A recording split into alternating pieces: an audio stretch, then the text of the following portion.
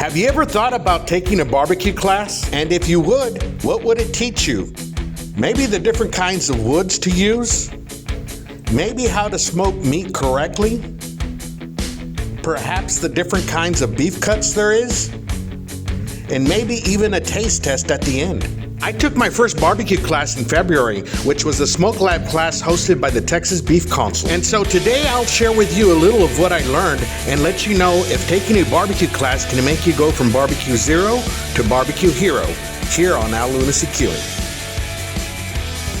Welcome back, my good people. If you've ever watched my videos before, you already know that I'm just a backyard barbecuer that decided to pick up the camera one day. I have no production crew, no editing or graphics crew, and definitely no formal training in the culinary arts, much less barbecue. And so when I saw a video that Andrew from the YouTube channel Grill Sergeant posted about taking the Smoke Lab class, I thought it would be fun taking it too, so I signed up and headed to Austin, Texas. Check it out.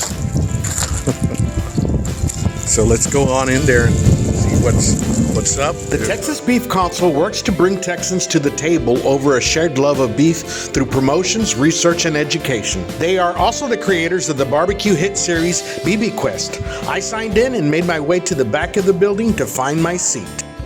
Sir? Doing good. Alex, Jerry. Alex. Nice to meet you. Glad to have you here. Thank you. Where are you from? I'm from McAllen. Grill Master and Pit Master Jerry McPherson from the Beef Loving Texans was our instructor for the day. The Smoke Lab class agenda was laid out in front of each one of the students' seats, and so when it was time to start the class, I made sure to grab me a cold drink and settle in. The class started with a quick introduction of the staff, then went into the history of Texas barbecue, dating as far back as 1878, the meat market. A butcher shop in Bastrop, Texas kept on hand a stock of barbecued meats and cooked sausages as mentioned in a Brenham Weekly Manor ad. Thereafter in 1882 came Southside Market in Elgin, Texas. After the history lesson came our first smoke bite, which was a jalapeno bomber wrapped in beef bacon. It was delicious, smoky, and beefy. I had tried beef bacon before, but never with a stuffed jalapeno bomber. Awesome stuff. Soon after the taste test of the first smoke bite, the discussion moved over to the different quality grades of beef and smoker-friendly beef cuts. Jerry presented a tomahawk, prime rib, along with a few other smoke-friendly cuts, and explained that the USDA grades beef by cutting the carcass between the 12th and 13th rib. The ribeye muscle is the only muscle evaluated for intramuscular fat in the carcass when assigning a quality grade. Once inspected, the whole carcass is given that grade of beef of select, choice, or prime. The class was then moved outside where Jerry explained how to convert a grill into a smoker by placing your coal to one side of the grill. We were then divided into teams, and each team was assigned a grill to get a fire going so we can do some smoking of our own. As we waited for our charcoal to be ready, we went inside to a smoked tomahawk demo. The two tomahawks looked perfect, and Jerry did an exceptional job of slicing them into a nice presentational form.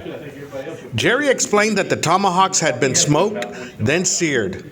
And the two tomahawks were enough for everyone to get a bite and even go for seconds. Really delicious stuff here. After the demo, it was time to go back outside, where Jerry explained the different types of wood to smoke with and even had some on display as examples. After the wood demo, it was time to get smoking. We set up the grill with hot charcoal and a water pan on each side of the grill. Then each team had to pick a seasoning from Cattleman Brand's Brisket and Steak Rub, Terry Black's Dry Beef Rub, John Henry's Texas Brisket Rub, Hardcore Carnivore's Black Rub, and Meat Church's Holy Cow Rub. We chose Terry Black's Dry Beef Rub to season our picanha. Smaller piece. All right. Great. As we left the picanha to smoke outside, we went back inside and Jerry shredded another smoke cut called the beef shank. The staff then served the shredded beef on a blue corn tortilla chip with some pico de gallo, topped with some cotija cheese. Fantastic. Then it was back outside where Jerry explained the different type of smokers like pellet smokers, the Weber Smoky Mountain, and so forth. All this learning was getting me thirsty, and me and my buddy Sergio were hitting it. Oh yes. Look at that. It was finally time to check our meat, and Chase was on it. There's Chase. He's turning it around. Oh, yeah. Our team was just about done smoking the picanha. We just had to wrap it up and let it rest. Put a little dab. We added a little more seasoning for the rest wrap in hopes that ours would be the best tasting one. Then as all the picanhas rested, there was a hands-on demonstration. Jerry explained the concept of a wood-burning barrel, and afterwards, everyone had a chance to use the flame torch to get the wood fire going. With the picanhas all rested, it was time to slice them up for a taste test. As we sliced the picanhas, the seasonings used on each one of them was placed next to the cutting board. At the end of the taste test, it was the Hardcore Carnivore Black that took it, but I think ours was a close second place. Back inside the classroom, the effects of the drinks and the food were setting in, and I wasn't the only one feeling lazy. But Jerry continued the lesson and the spew of knowledge, and the classroom note-taker's pen was running out of ink. Jerry explained the use of different binders for seasonings such as beef broth, mayonnaise, mustard, W sauce, and vinegar, to name a few. And then he brought out a brisket he had been smoking the night before. He sliced up the brisket and had us try it and try to guess what binder he used on it.